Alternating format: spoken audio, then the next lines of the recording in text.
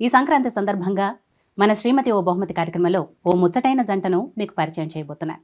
ఆ జంట ఎవరో కాదు, మన కామారెడ్డి బీజేపీ ఎమ్మెల్యే కాటిపల్లి వెంకటరమణారెడ్డి గారి దంపతులు. ఇప్పటి వరకు వెంకటరమణారెడ్డి గారి రాజకీయ జీవితం గురించి మాత్రమే మనకు తెలుసు. కానీ ఈ పండుగ సందర్భంగా ఆయన వ్యక్తిగత జీవితం అలాగే వైవాహిక జీవితం గురించి కూడా మీకు పరిచయం చేయబోతున్నాను. మరి ఇంకెందుకు ఆలస్యం, రమణారెడ్డి గారి పెళ్లి పుస్తకం ఓపెన్ చేద్దాం రండి. నమస్తే అండి వెంకటరమణారెడ్డి గారు. మీకు కూడా అండి నమస్తే. సంక్రాంతి శుభాకాంక్షలు ముందుగా మీ అందరికీ కూడా. థ్యాంక్ యూ అండి, thank you so much. Ramanareddy గారు, నేను మీ శ్రీమతి గారి పేరు ఎందుకు చెప్పలేదు అంటే మీ పేరుతో చెప్పించడానికే నేను ఆవిడ పరిచయం చేయలేదు. కాబట్టి ఒకసారి మీ శ్రీమతి గారి పరిచయ కార్యక్రమం ఒకసారి మాకు చేస్తే మన ప్రోగ్రామ్ స్టార్ట్ చేద్దాం. విజయ నా శ్రీమతి, మేనమామ కూతురు. అంతే, అయిపోయింది పరిచయం. నమస్తే అండి విజయ్ గారు, ఎలా ఉన్నారు? బాగున్నాను. సో ఎమ్మెల్యే గారి శ్రీమతిగా ఉన్నారు ఇప్పుడు, ఎలా అనిపిస్తుంది?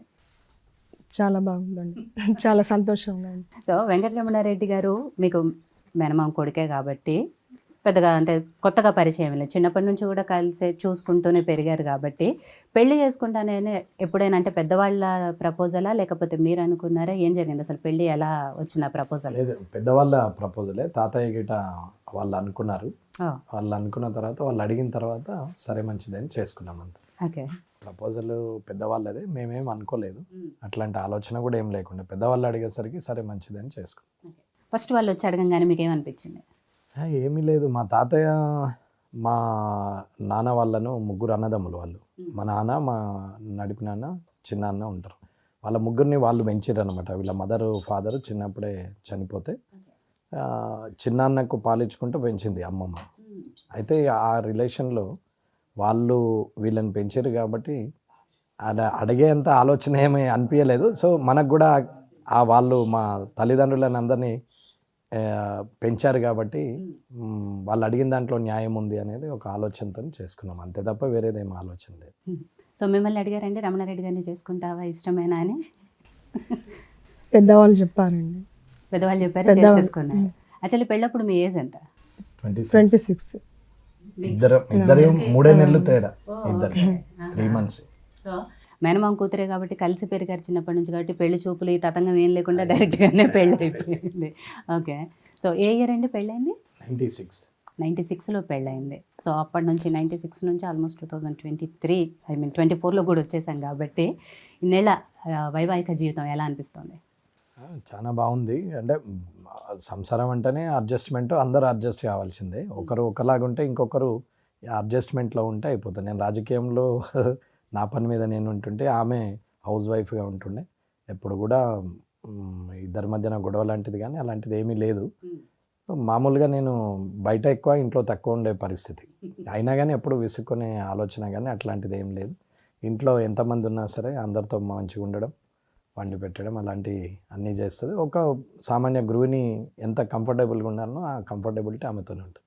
యాక్చువల్లీ ఈ క్వశ్చన్ నేను ఆవిడని అడగాలి, ఎంతవరకు అడ్జస్ట్ అవుతున్నారు, ఎంతవరకు కంఫర్టబుల్గా ఉన్నారు అనేది. సో విజయ్ గారు, మీకు అంటే పెళ్ళైన తర్వాత అత్తగారి ఇంటికి వచ్చిన తర్వాత అఫ్కోర్స్ కొత్త ఏం కాదు అత్తగారి ఇల్లు మీకు, ఎందుకంటే పుట్టిల్లు మొత్తం అన్నీ కలిసే పెరిగారు కాబట్టి కొత్త ఏం కాదు. బట్ కానీ అదే పెళ్ళైన తర్వాత ఇక్కడికి వచ్చారు పక్కనే అమ్మ వాళ్ళు. ఓకే, పక్కనే అయితే. సో ఆ ఇంటి నుంచి ఇంటికి వచ్చారు అంతే, జస్ట్ ముందుకు వచ్చారు. సో అప్పుడు ఉమ్మడి కుటుంబం ఉండేనా మీరు వచ్చినప్పుడు? ఇంట్లో ఎట్లా ఉండేనా?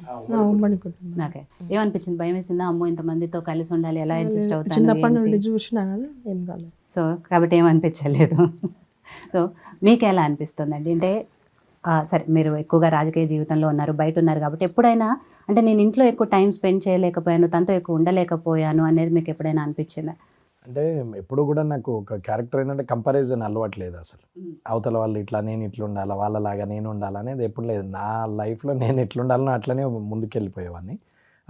ఇంట్లో కంబైన్డ్ ఫ్యామిలీ కాబట్టి అమ్మ, నాన్న, అక్క వాళ్ళు, అన్న, ఇంకో అన్న, అంటే 2 అన్నలు 2 అక్కలు నాకు. నేను 5th మెంబర్ని. మామూలుగా ఇంట్లో సందడి ఉంటుండే. చిన్నప్పటి నుంచి చిన్నాన్న పిల్లలు వాళ్ళు వీళ్ళు అందరూ, మేనమామల పిల్లలు అందరూ కూడా అక్కడే ఉండి చదువుకునేవారు.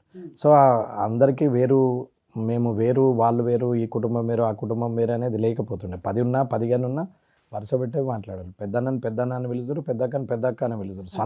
సొంత అన్నను కూడా పేరు 2 అన్నను 3 అన్నలాగా అట్లా ఉంటుండే, కానీ అట్లా ఏం లేదన్నట్టు. సో అందరు కూడా ఇటు పెద్దమ్మ సైడ్ కానీ ఇటు మేనమామల సైడ్ కానీ నాన్న వాళ్ళ సైడ్ కానీ అందరం కలిసే ఉంటుండే. ఇటు ఉన్న వాళ్ళందరూ కూడా ఆల్మోస్ట్ అందరం ఒకటే ఫ్యామిలీ, ఒకటేలాగా ఉంటారు.